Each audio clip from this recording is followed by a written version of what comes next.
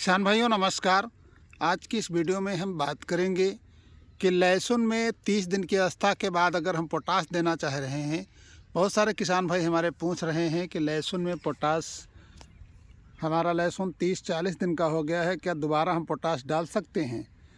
Potash डालने के तो कई फ़ायदे होते हैं। लहसुन एक कंद वाली फसल है, इसमें पोटाश की और फास्फोरस दोनों की बहुत ज़रूरत होती है, जिससे कि हमारे लहसुन के पौधे का विकास भी होता है और आने वाले समय में कंद का भी विकास होगा।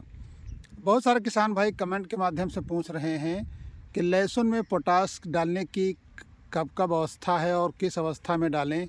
हमारे एक किसान भाई कमेंट करके पूछा है कि 70 दिन की मेरी लहसुन हो गई है, उसमें हम पोटाश क्या दोबारा डाल सकते हैं। सभी के जवाब इस वीडियो के माध्यम से हम देंगे। वीडियो थोड़ा बड़ा हो सकता है, वीडियो पूरा अंत तक देखिएगा, पूरी जानकारी तभी मिल सकती है। किसान साथियों, अगर वीडियो पसंद आए तो वीडियो को एक लाइक ज़रूर करिए और चैनल पे पहली बार आए हैं तो चैनल को सब्सक्राइब कर लीजिए, ताकि आने वाले समय में इस तरीके की जो भी जानकारी है हम आप तक साझा कर रहे हैं आसानी से आप तक पहुँचे। किसान भाइयों, बात करते हैं कि पोटाश डालने के कई तरीके हैं और कई माध्यम से हम पोटाश की पूर्ति कर सकते हैं।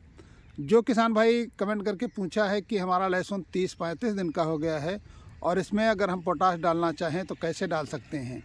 अगर आपने बेसल डोज के तौर पे पोटाश दिया है और दोबारा भी पोटाश डालने जा रहे हैं तो सबसे बेहतर तरीका है, अगर 30-35 दिन की लहसुन है तो उसमें आप 19-19-19 NPK जो आती है इसका प्रयोग करें। इसके माध्यम से आपके खेत में नाइट्रोजन, फास्फोरस और पोटाश तीनों की डोज मिल जाएगी। और जी ये 19-19-19 है, इसमें तीनों चीज़ों की पूर्ति हो जाएगी। तो आप 30-35 दिन की लहसुन है तो स्प्रे के माध्यम से इसको भी दे सकते हैं। अब बात करेंगे 50 दिन का लहसुन अगर हो गया है और उसमें अगर हम पोटाश की पूर्ति करना चाह रहे हैं। किसान भाइयों, 50 दिन की अगर लहसुन हो गई है तो उसमें आप 05234 के माध्यम से, स्प्रे के माध्यम से पोटाश की आप पूर्ति कर सकते हैं। इसमें फास्फोरस और पोटाश दोनों होती हैं। इससे हमारे पौधे का बेहतर ग्रोथ चलेगा और अच्छा विकास होने के साथ साथ जड़ों का विकास भी बढ़िया होगा और पौधा आपका मोटा भी होगा। तो इस तरीके से आप 40 या 50 दिन के आसपास जिनकी किसान भाइयों के लहसुन है उसमें पोटाश की पूर्ति और फास्फोरस दोनों की कर सकते हैं। अब एक हमारे किसान भाई हैं जिनका कहना है कि हमारा लहसुन 70 दिन का हो गया है, 70 दिन के लहसुन पे हम पोटाश की पूर्ति कैसे करें। किसान भाइयों, अगर आपका लहसुन 60-70 दिन का हो गया है और अगर आपने पहली खुराक बेसल डोज के तौर पर लहसुन में पोटाश NPK के माध्यम से या फिर DAP और पोटाश दोनों मिक्स करके डाला है और आप 70 दिन के बाद भी पोटाश डालना चाहते हैं तो पोटाश की पूर्ति करने के लिए आप 25 से 30 kilo potash, muriate of potash लीजिए। और उसके साथ में अगर आप DAP डालना चाह रहे हैं तो हल्की डोज DAP के ले लीजिए 25 से 30 किलो, दोनों को मिला करके और सिंचाई से पहले डाल करके आप सिंचाई कर सकते हैं। या फिर आप यूरिया के साथ 20 से 25 किलो यूरिया और 20 से 25 या 30 किलो पोटाश ले सकते हैं, उसके बाद बुआई कर सकते हैं। ये तरीका आप अपना सकते हैं। या फिर आप NPK 12-32-16 NPK के माध्यम से भी पोटाश डाल सकते हैं। तो इस तरीके से आप अपने लहसुन में पोटाश के साथ साथ नाइट्रोजन, फास्फोरस की भी पूर्ति कर सकते हैं। तो किसान साथियों, अगर इस तरीके से अगर आप अपने लहसुन में पोटाश की पूर्ति करते रहेंगे तो आने वाले समय में आपके लहसुन का कंद भी बढ़िया बनेगा और लहसुन का विकास बहुत अच्छा चलेगा। समय समय पर इसी तरीके की जानकारी के लिए आप हमारे चैनल से जुड़े रहिए और लहसुन के संबंधित जो भी हम लोग अपने खेत में करते हैं उस हिसाब से हम आपको सलाह देते रहेंगे।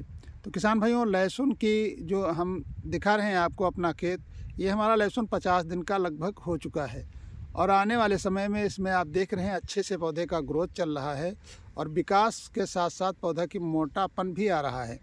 तो इस तरीके से लहसुन में अपने खेती करते रहिए और समय समय पर नाइट्रोजन, फास्फोरस और पोटाश इन सब की पूर्ति अगर आप करते रहेंगे स्प्रे के माध्यम से या फिर आप बुआई के माध्यम से आप डाल सकते हैं, आपका लहसुन बहुत बेहतर चलेगा। लहसुन जब अगर आपका अच्छा चल रहा है तो आने वाले समय में कंद भी बढ़िया बनेंगे। किसान भाइयों, अगर आपकी कोई समस्या है तो कमेंट के माध्यम से भी पूछ सकते हैं। और बहुत सारे किसान भाई जानकारी चाह रहे हैं कि अगर अपने लहसुन में हम फास्फोरस की कमी कर देते हैं तो क्या हमारा पौधा नहीं चलेगा। किसान साथियों, फास्फोरस और पोटाश कंद वाली फसलों में दोनों की पूर्ति बहुत ज़रूरी होती है। साथ साथ में नाइट्रोजन जो हमारे पौधे का मुख्य भोजन है और इसके साथ में कई ऐसे माइक्रो न्यूट्रेंट हैं, उनको भी डालना बहुत ज़रूरी होता है। अगर आप समय से सब चीज़ों की पूर्ति करते रहेंगे तो आपकी फसल बहुत अच्छी चलेगी और उत्पादन भी बेहतर मिलेगा।